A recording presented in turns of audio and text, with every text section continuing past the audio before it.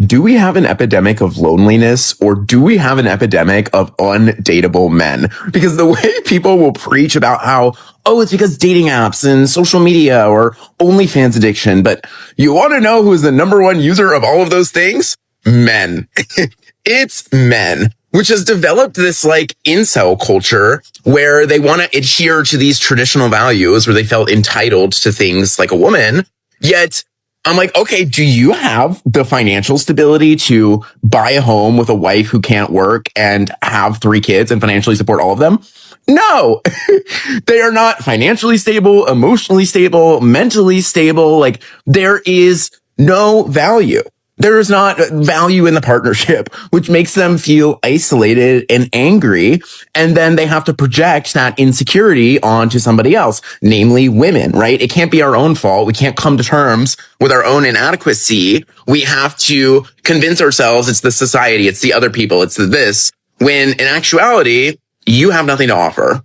Well, I do agree with him to some extent. When you don't have much to offer, you're only going to have yourself to blame for not being capable of finding and securing a wife that you're happy with. At the same time, let's keep in mind that what he's referring to and what he's talking about when he says that women used to stay at home and raise 3 children happily and distract themselves with some baking activities, cleaning, cooking, taking care of the kids, all of that. When that was happening, one-income households could afford a good lifestyle and could even buy a house to live in as a family. When the man is the only person working and providing for that family, that's what was happening at that point. At that point, it was enough to have a one-income household. The man was working and it was enough, like I said, to buy a house, to buy a car, perhaps even 2 cars, and to still have a decent lifestyle. Right now, what happened is that's no longer possible. The average salary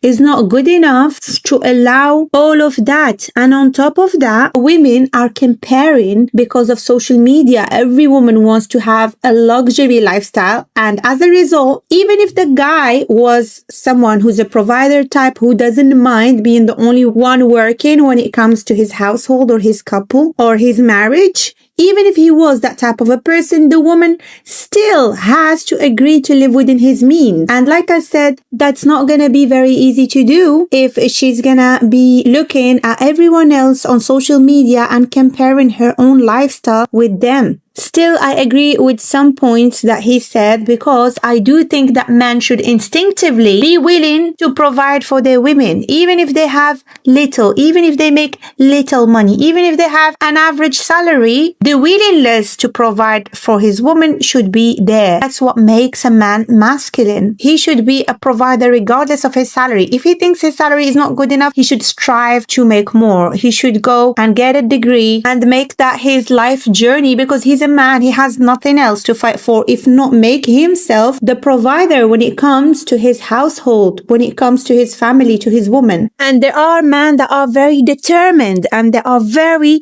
ambitious and they would take on 2 jobs. They would wake up at 4 a.m. They would go and get a degree or learn a new skill. They would do what it takes. They would consider themselves doing military work almost because they're going to sacrifice a phase of their life and they're going to suffer momentarily to make sure that they can secure their family and loved ones a future and happiness and comfort. A man of average attractiveness has to swipe right 200 times to get 1 coffee, and then 4 of those 5 coffees will ghost him.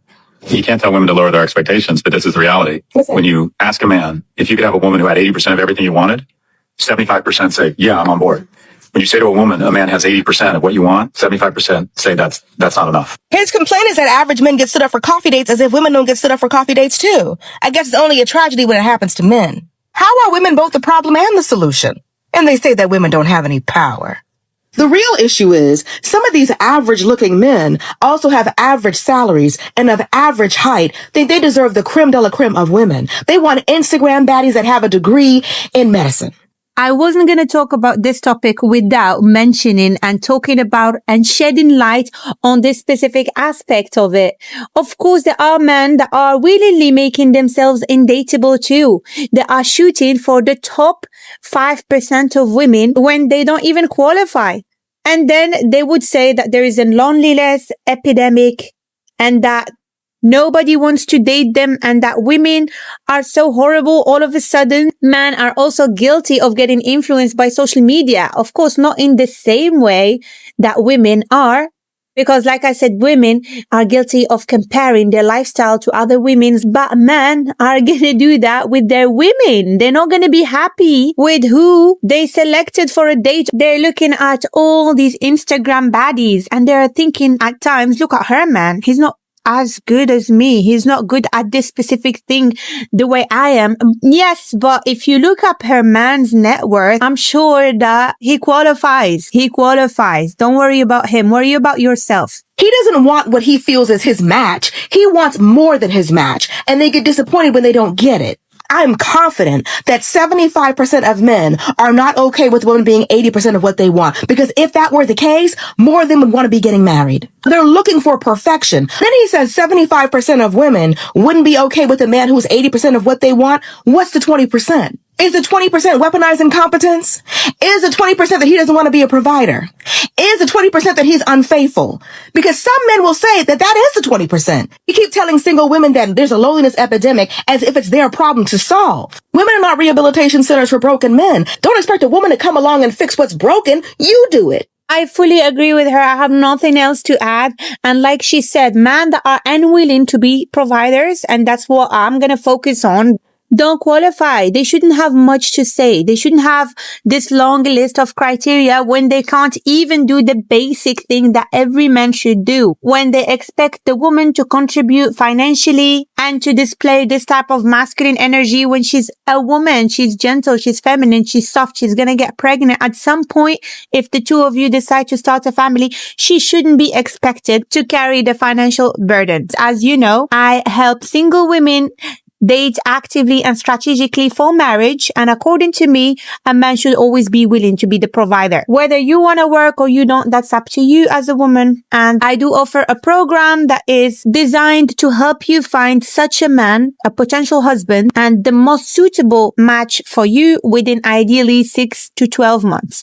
So if this sounds like something of interest, check out the link in my description box under this video and join my community. You will find the program I just spoke about in the classroom section of the community. But for now, let's see why the average woman would be considered a top 5% type of man if she was a man, and you will understand what I mean in a second. I know this is gonna piss so many people off, but there's a popular saying on the Chinese internet says, even a top tier man is just an average woman. Someone wrote, a man who doesn't smoke, doesn't drink, doesn't cheat, doesn't gamble, no criminal records, stable job, cooks, cleans, emotionally stable, respects others, kind to his family. Isn't that kind of a man so rare? But honestly, every one of my female friends meets that standards and more. So yeah, even the best man is just an average woman. Oh my gosh, Shakespeare could never. And it really makes me think of the double standard that society has for men and women, especially when it comes to parenting and marriage. If a man cooks for his wife, takes care of the kids, does the housework, I guarantee 95% of the comment section is gonna say, oh my god, you're such amazing dad, husband material, best dad ever. I'm sure as a woman, I applaud guys like this. We love seeing guys being nurturing, being involved. We love more of that. But let's be real. Isn't that just a mom's regular everyday life? When moms do it, it's never appreciated, it's expected. But when guys do it, it's suddenly you're the best dad of the year. And we see this happens a lot. A woman needs to work twice as hard as a man to get the same position. And a guy can just does the bare minimum and still get praised. So what we need as a society is to raise the standards and stop letting the shitty ones get away with bare minimum. Look, I can't nag a man every single day to participate in household chores. I wouldn't recommend any woman does that. Any married woman or a woman that is in a long-term stable relationship and she's happy with the man that she's with, I don't recommend you start giving him more chores to do around the house if he isn't already participating in that way, because it's just going to turn into a bitter and resentful type of relationship. You can't force a man to do the cooking, the cleaning, and all of that every single day, because these are daily household chores. Someone has to do these things on the daily to keep the house clean and to maintain a decent lifestyle. So of course, if you start reminding him every single day, it's gonna start being tiring to both of you. However, you can push a man to become the provider. You can ask him in a feminine and gentle manner. You can encourage him. And then if it doesn't work, you can even nag him for it. But guess what? You will not need to do it on the daily. You will not need to do it every single day. Once he secures that good job, once he secures that good career, or once he starts a business, and once he goes through that difficult starting phase, once he makes something happen, then you're not going to have to do it on the daily. You're not going to have to keep pushing him forever. And that's why I believe that's his role to begin with. Men should be providers. If he has a good job, if he's single-handedly taking care of the family, of his wife and children, when it comes to anything financial at all, then I'm not going to keep nagging him every day, because he already secured that business or that job or whatever he's doing to be able to do that. So it's going to be a fulfilling, happy relationship still, because you're not going to tell him every single day, remind him to go to work and make money and provide for you all.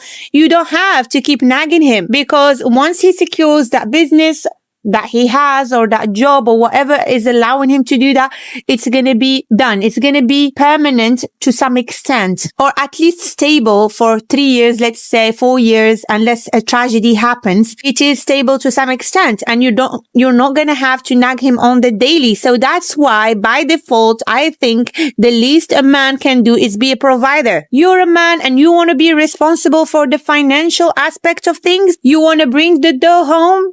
You want to be a big man like that, a big boss, and you want to gain your family's respect, your wife, your children, your loved ones. You want to see them happy running around you and everything, and not be nagged all day. Then you should at least secure this aspect. You should at least be a provider and take care of business financially. And all your wife has to do at that point is decide if she wants to find a job, if she wants to work, if she wants to do a business of her own, start a little bakery, a flower shop, whatever.